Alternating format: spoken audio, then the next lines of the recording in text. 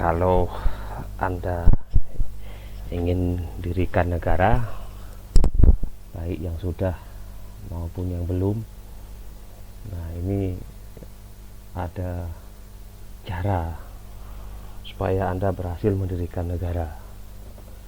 Kalau tidak berhasil, ya berarti ada masalah dengan diri Anda dan juga dengan konsep yang Anda ingin gagas dalam bentuk sebuah negara. Nah, kita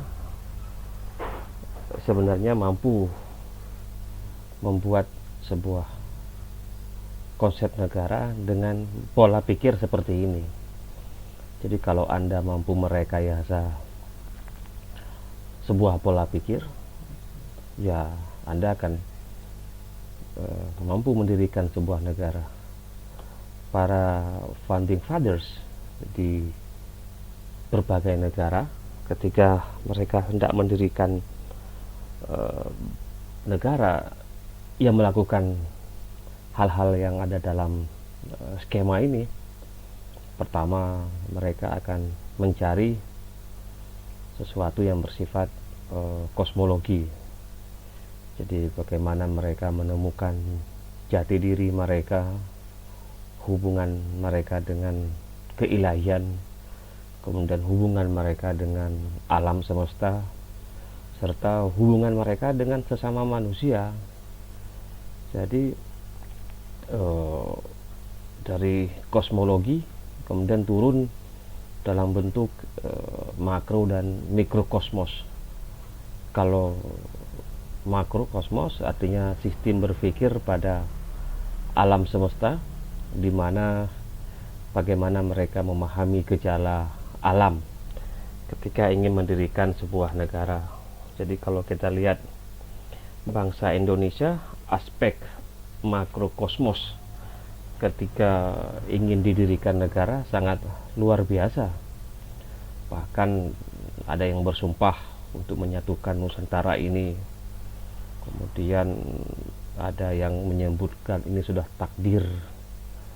Jadi ada juga yang menyebutkan ini sudah pesan alam semesta, bahwasanya Indonesia harus bersatu secara makrokosmos, sehingga dicari titik-titik kosmologi yang ada di Nusantara.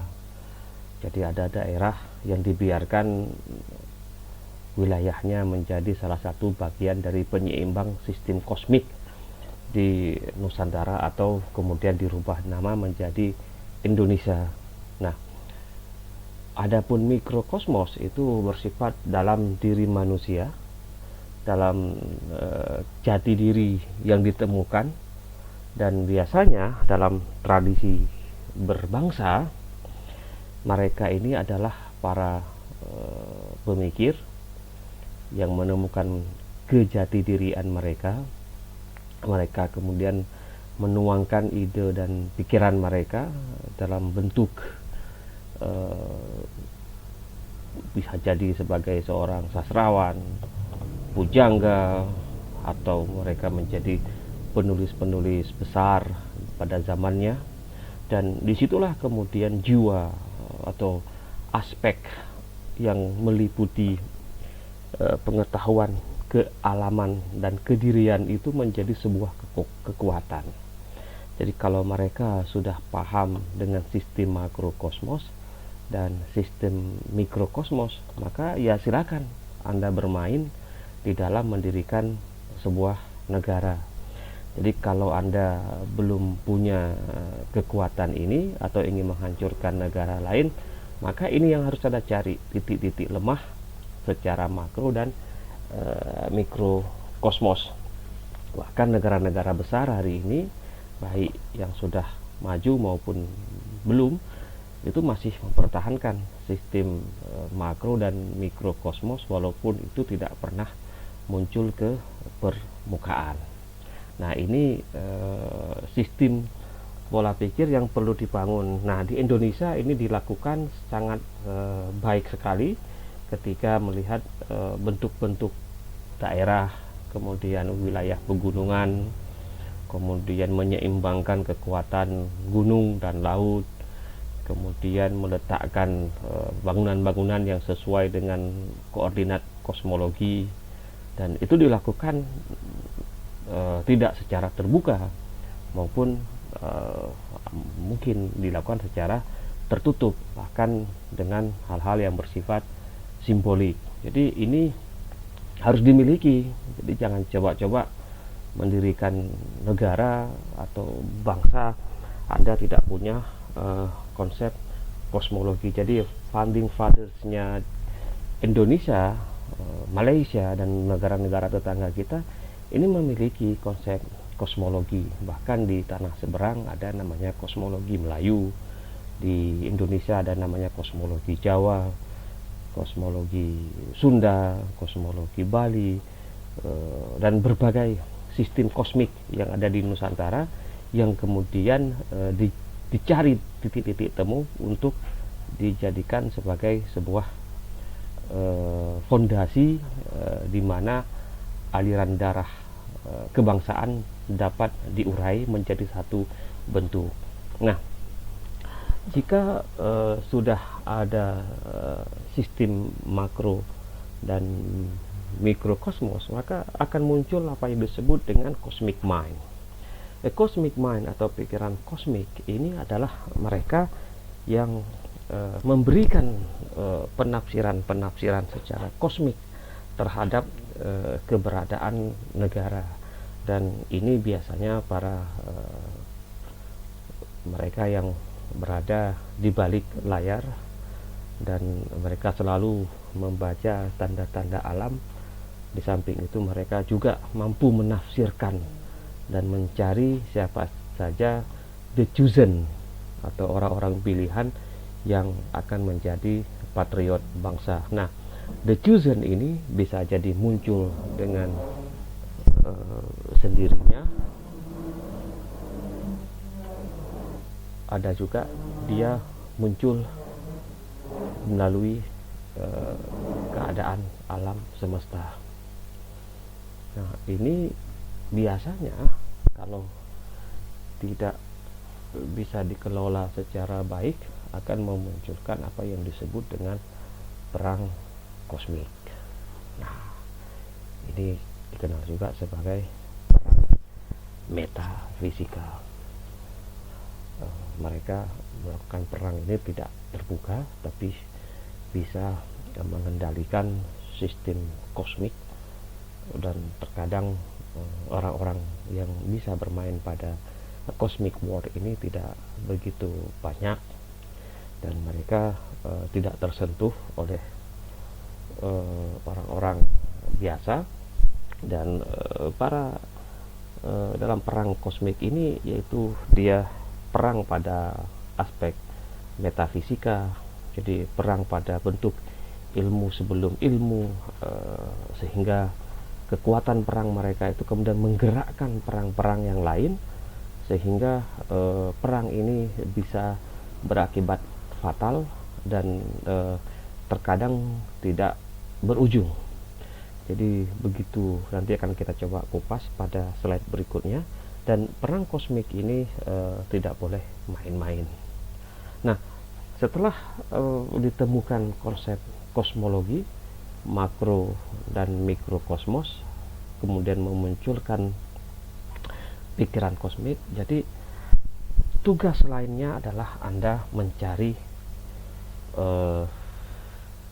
apa yang disebut dengan spirit atau ruh, dan ada juga yang mengatakan itu kekuatan yang ada di dalam sebuah jiwa dan raga dalam negara. Jadi spirit ini juga harus digali, tidak datang serta merta, dan mereka akan mencari menggabungkan spirit ini, penyemangat ini dari berbagai aspek yang ada, terutama kekuatan-kekuatan, baik itu kekuatan yang nampak maupun yang tidak nampak. Nah, di beberapa negara proses penggabungan ini, spirit ini memang dapat dilihat dalam bentuk simbol, bentuk gambar. Dan di Indonesia misalnya lambang negara menganut dari agama A, isi rukun negara atau Pancasila itu berisi dari agama B. Jadi semua spirit kekuatan tersebut diramu dan dijadikan sebuah penyemangat di mana semua elemen bangsa itu dapat bersatu di sana. Dan ini bukan pekerjaan mudah. Jadi wajar ketika para founding fathers Indonesia atau negara lainnya ketika mereka mencari spirit bangsa, spirit atau kekuatan yang menggerakkan masyarakatnya, itu ya harus menggali secara mendalam, bahkan kalau bisa dipinjamkan dari kawasan lain yang memiliki kekuatan yang amat sangat. Jadi tidak mengherankan nanti negara A mengambil kekuatan spirit atau ruh dari kawasan B, atau kawasan A memberikan secara simbol kekuatan spiritnya pada negara C. Dan itu hal yang lumrah, tetapi jangan lupa ini juga akan menjadi sebuah kekuatan yang bisa merusak atau menghancurkan sebuah negara. Karena apa? Karena dari spirit itu, nanti akan kita coba jelaskan, dari spirit itu akan memunculkan soul of country. Nah, soul of country ini adalah jiwa negara. Jiwa negara yang dia juga sama kayak kosmologi tadi. Kalau kosmologi dia itu ada hubungan antara kedirian, kealaman, dan ketuhanan. Soul of country ini menjadi dasar dari sistem berperilaku. Jadi perilaku sebuah negara. Jadi behaviors, protap, atau apa yang menjadi soul, menjadi ruh, sehingga negara itu bekerja. Nah, orang sering melihat persoalan jiwa negara ini pada konsep Hegel dengan konsepnya Geist mungkin istilahnya. Ini sebenarnya penemuan yang amat luar biasa ketika konsep ini digunakan menjadi soul of country. Nah, di beberapa negara, jiwa negara ini kemudian menjadi protokol penting. Jadi menjadi sistem yang cukup penting, dan di mana semua elemen bangsa harus bersepakat menjadikan itu penggerak bangsa dan negaranya. Jadi kalau Anda sanggup menemukan jiwa negara yang hendak Anda bangun, ya silakan Anda bermain, karena nanti Anda akan melakukan proses apa yang disebut dengan mind control atau kontrol pikiran. Jadi Anda mampu mengontrol sistem berpikir masyarakat Anda sampai ke bawah. Nah, mind control mungkin ini sering digunakan dalam ilmu intelligence. Ini merupakan salah satu bentuk di mana rakyat atau masyarakat, pejabat, dia akan bekerja secara otomatis melalui penanaman jiwa negara dalam dirinya dan menjadi sebagai bagian dari consciousness, kesadaran dia di dalam bertindak tanduk sebagai abdi negara. Nah, kontrol pikiran ini kemudian kalau tidak bisa dikelola akan memunculkan perang hibrida. Jadi perang di mana tidak pernah dimulai kapan perangnya dan tidak pernah dikatakan kapan akhirnya, tiba-tiba negara tersebut hancur. Nah, ini sangat luar biasa pengaruhnya dari konsep spirit ini. Nanti akan kita kupas secara mendalam. Nah, kalau negara tidak sanggup mengontrol pikiran, tingkah laku rakyatnya sampai ke bawah, dan negara tidak mampu mengisi jiwa warganya, maka warga negara lain atau negara lain yang akan merubah penyemangat tersebut. Dan itu yang kita rasakan hari ini. Jadi dalam perang hibrida ini bisa jadi tubuh seorang itu ada di negara A, tetapi dikendalikan atau diputar haluan pemikirannya oleh negara B. Jadi ini sudah hal yang lumrah terjadi ketika seorang atau anak bangsa dia hidup di negara ini, kemudian cara dan pola berpikir dan jiwanya itu seperti bukan milik bangsa ini. Dan ini sangat sering dilakukan terutama dalam operasi intelijen, di mana ketika sebuah negara yang ingin dirusakkan, maka dia akan merusak secara sistematis paling lama 30 tahun, karena 30 tahun itu adalah jangkaan suatu generasi. Jadi kalau negara B ingin dihancurkan, maka untuk mengolah spirit ini, maka dia memerlukan masa yang tidak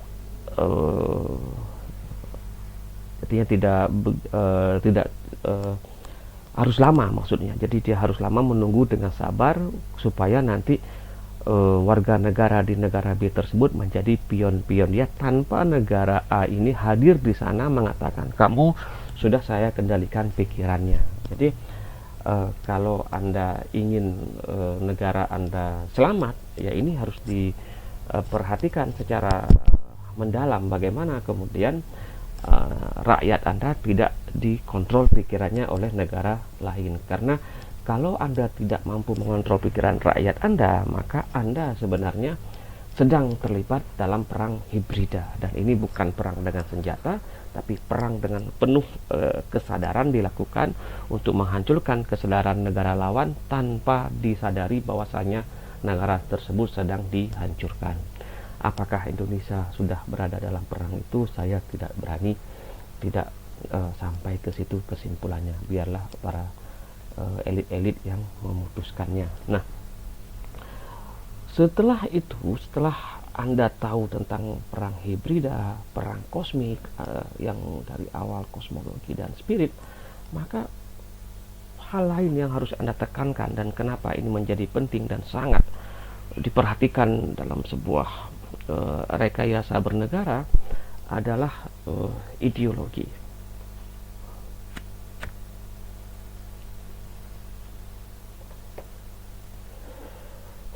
Ideologi adalah satuan pemikiran yang sudah mengkristal, di mana dia cenderung tertutup, kemudian semua orang harus tunduk pada pikiran yang telah terkristal tersebut, dan dia menjadi satu protokol dalam kehidupan negara dan tidak bisa diganggu gugat. Jadi kalau Anda bersepakat A menjadi ideologi negara Anda, maka itu menjadi sistem dan menjadi dasar dari kebijakan negara Anda. Dan itu Anda harus yakin bahwasanya kebijakan negara Anda tidak boleh lari dari ideologi. Kenapa kemudian ini menjadi penting? Karena siapapun yang bisa melakukan pengerusakan ideologi, maka dia akan otomatis menguasai suatu kebijakan negara. Kalau negara A kebijakan ideologinya sudah diganti oleh negara B, maka negara B itu sebenarnya yang berkuasa, bukan negara A tersebut sebagai yang menguasai atas kebijakan negaranya. Dan ini memang disebut dengan berebut pengaruh. Makanya di suatu negara, jika negara tersebut kaya raya, kemudian sistem kebijakan negaranya tidak kuat, maka berbagai ideologi, berbagai kepentingan akan menyusup masuk kepada kepala-kepala para pembisik, para elit, atau pada mereka yang menyusun undang-undang. Karena apa? Karena dengan mempengaruhi secara ideologi, maka kebijakan itu akan pertama turun pada sistem Hamkamnas, yaitu pertahanan dan keamanan. Dan ini biasanya adanya di kalangan tentara. Jadi kalau Anda pengen menghancurkan sebuah pertahanan dan keamanan negara, Anda hancurkan dulu ideologi yang ada, yang menjadi basis dari kebijakan negara. Jadi kalau tidak sanggup menghancurkan kosmologinya, tidak sanggup Anda masuk pada persoalan spirit, maka masuklah pada aspek yang kedua, itu pada kebijakan negara. Nah, kebijakan negara inilah kemudian yang akan memunculkan apa yang disebut dengan perang ideologi atau subversi ideologi. Ini yang sangat menjadi concern para ahli pertahanan negara ketika proses subversi ideologi. Dan ini kalau kita baca negara-negara maju yang pakar dalam dunia intelijen, dia lebih banyak bermain pada subversi ideologi ketimbang melakukan proses perang terbuka. Karena dengan subversi ideologi dia mampu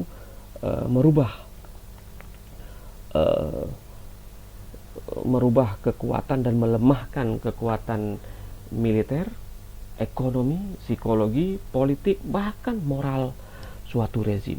Jadi dia mampu menghancurkan kekuatan militer, kekuatan ekonomi negara Anda, jiwa, mental, politik, dan ini bisa dilakukan dengan proses pengkhianatan, penghasutan, sabotase, dan spionase. Jadi ini emosi rakyat yang diaduk-aduk sebagaimana yang kita lihat di negara kita ketika terjadi proses subversi ideologi, dan mereka akan mendirikan front, melakukan infiltrasi. Jadi infiltrasi itu kepada kekuatan militer, kepolisian, LSM, dan ini persis yang terjadi ketika negara sedang menghadapi terjangan ideologi A yang dianggap membahayakan kekuatan ideologi sebuah negara. Jadi ini yang perlu dipikirkan ketika kita melihat satu konsep dari ideologi. Jadi tidak boleh main-main ketika Anda sudah mampu merumuskan sebuah ideologi, karena itu akan menjadi target dari subversi ideologi. Nah, yang terakhir ketika Anda ingin mendirikan negara,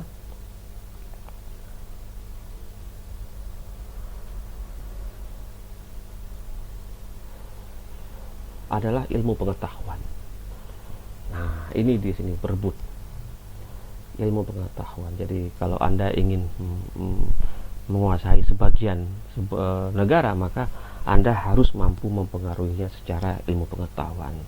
Di Indonesia misalnya ketika tahun 50-an belum punya format ekonomi, maka para ekonom dari Amerika mendidik, kemudian muncullah apa yang disebut dengan mafia Berkeley. Kemudian mereka juga ada yang dari Cornell yang mencoba melakukan proses modernisasi di Indonesia setelah setelah Indonesia merdeka 1945, dan kekuatan ilmu pengetahuan ini sangat penting. Jadi kenapa kemudian ada negara yang rela menghabiskan beasiswa scholarship kepada negara-negara berkembang, karena memang ketika dia mampu menyuplai ilmu pengetahuan, maka dia sebenarnya sedang bekerja pada proses rekayasa sosial. Rekayasa sosial tersebut adalah penyebaran dari teori, dari pembuatan grup, kemudian pembuatan atau pendirian sebuah mazhab berpikir, serta masuk dalam setting sebuah negara yang kuat kepada negara yang lemah atau yang menerima bantuan. Jadi kalau rekayasa sosial bisa dilakukan melalui ilmu pengetahuan, maka apa yang akan terjadi? Yang akan terjadi adalah perubahan sistem berpikir masyarakat kita, karena aktor-aktor atau pelaku-pelakunya tersebut dipengaruhi oleh mazhab pemikiran tertentu, terutama kalau dia sudah digabungkan antara proses ideologi dan ilmu pengetahuan dalam satu tarikan nafas. Jadi tidak bisa lagi diganti, dan itu kemudian yang menghasilkan apa yang dikenal dengan perang pemikiran. Perang pemikiran sekali lagi juga tidak nampak. Nah, semua perang yang ada di dalam skema ini, perang kosmik, perang hibrida, subversi ideologi, perang pemikiran, sama sekali tidak pernah mengirim senjata. Yang dikirimkan adalah kecerdasan, yang dikirimkan adalah pengaruh dari ideologi, yang dikirimkanlah kekuatan spirit, kekuatan kosmologis.